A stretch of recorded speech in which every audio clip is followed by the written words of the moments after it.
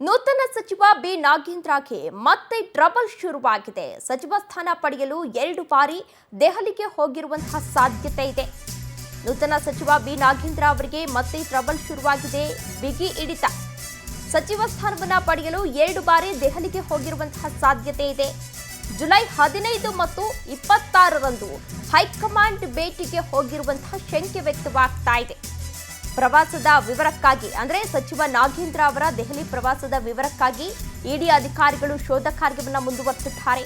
Airport CCTV register ಅನ್ನ ಪರಿಶೀಲನೆಗಿಳಿದಿದ್ದಾರೆ ಇಡಿ ತಂಡ. ಅಧಿಕೃತ ದಾಖಲೆ ಸಿಕ್ಕರೆ ನಾಗೇಂದ್ರ ಅವರ ಜಾಮೀನೇನಿದೆ ಆ ಜಾಮೀನು ರದ್ದತಿಯಾಗುತ್ತಾ ಎನ್ನುವ ಪ್ರಶ್ನೆ ಎದುರಾಗ್ತಾ ಇದೆ. ರಾಜ್ಯ ಬಿಟ್ಟು ಹೋಗಲು ಅನುಮತಿ ಕಡ್ಡಾಯ ಎಂಬ ಷರತ್ತಿತ್ತು. ಆ ಷರತ್ತನ್ನ ಉಲ್ಲಂಘನೆ ಮಾಡಿದ್ದಾರೆ. ಷರತ್ತೇನಾದರೂ ಉಲ್ಲಂಘನೆಯಾಗಿದ್ರೆ ನಾಗೇಂದ್ರ ಅವರಿಗೆ ಜಾಮೀನು ರದ್ದಾಗುವಂತಹ ಸಾಧ್ಯತೆ ಇದೆ. ಇಡಿ ನಡೆಯಿಂದ ಮತ್ತೆ ಸಚಿವ ನಾಗೇಂದ್ರಗೆ ಈಗಾಗಲೇ ಆತಂಕ ಕೂಡ ಹೆಚ್ಚಾಗಿದೆ.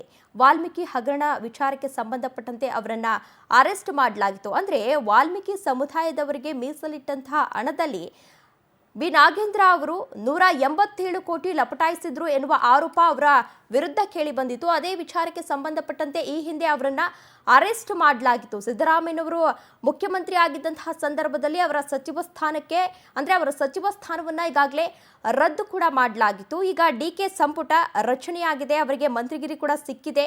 ಇಂತಹ ಸಂದರ್ಭದಲ್ಲಿ ಅಂದರೆ ಯಾವುದೇ ಒಂದು ವ್ಯಕ್ತಿ ಆರೋಪ ಸಾಬೀತಾದರೆ ಕೋರ್ಟ್ನಿಂದ ಕೆಲವೊಂದಷ್ಟು ಷರತ್ತನ್ನು ವಿಧಿಸಲಾಗಿರುತ್ತೆ.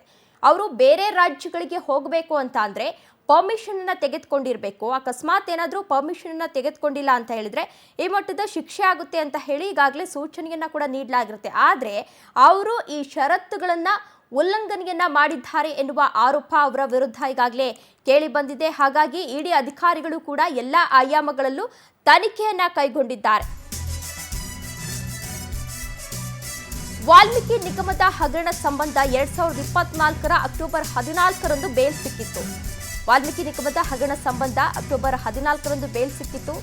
ರಾಜ್ಯದಿಂದ ಹೊರ ರಾಜ್ಯಕ್ಕೆ ಹೋಗಬೇಕಾದ್ರೆ ಸಮ್ಮತಿ ಷರತ್ತನ್ನ ವಿಧಿಸಿತ್ತು. ಅಂದ್ರೆ ಪರ್ಮಿಷನ್ ಅನ್ನ ಕೇಳಬೇಕಾಗಿತ್ತು. ಇವರು 2026 ಏಪ್ರಿಲ್ 20ರಿಂದ ಜೂನ್ 2, ಜೂನ್ 11ರಿಂದ ಜುಲೈ 7, ಜುಲೈ 16ರಿಂದ ಜುಲೈ 25ರವರೆಗೆ ಅನುಮತಿಯನ್ನ ಪಡೆದಿದ್ದಾರೆ ಬಿ ನಾಗೇಂದ್ರ ಅವರು ಎನ್ನಲಾಗ್ತಾ ಇದೆ. ಆದರೆ ಅನುಮತಿಯನ್ನ ಪಡೆಯದೆ ಜುಲೈ 15 ಮತ್ತು 26ರಂದು ಡೆಲ್ಲಿಗೆ ಪಯಣವನ್ನ ಬೆಳೆಸಿದ್ರಾ ಎನ್ನುವ ಪ್ರಶ್ನೆ ಎದುರಾಗ್ತಾ ಇದೆ. ಇದೇ ವಿಚಾರಕ್ಕೆ ಸಂಬಂಧಪಟ್ಟಂತೆ ಹೆಚ್ಚಿನ ಡೀಟೇಲ್ಸ್ ಅನ್ನ ನೀಡಲಿದ್ದಾರೆ ನಮ್ಮ ಪ್ರತಿನಿಧಿ ರೂಪೇಶ್ ಬೈಂದೂರು. ನೇರ ಸಂಪರ್ಕದಲ್ಲಿ ಜಾಯಿನ್ ಆಗ್ತಾ ಇದ್ದಾರೆ. ರೂಪೇಶ್ ಬೈಂದೂರು, ಇದೀಗ ಸಚಿವ ಬಿ ನಾಗೇಂದ್ರ ಅವರಿಗೆ ಸಂಕಷ್ಟ ಎದುರಾಗಿದೆ. ಇಡಿ ಅಧಿಕಾರಿಗಳು ಯಾವ ರೀತಿ ಪರಿಶೀಲನೆಯನ್ನು ನಡೆಸ್ತಾ ಇದ್ದಾರೆ, ಜೊತೆಗೆ ಇವರು ಷರತ್ತು ಉಲ್ಲಂಘನೆ ಏನಾದರೂ ಸಾಬೀತಾದ್ರೆ ಮುಂದೆ ಏನಾಗಬಹುದು?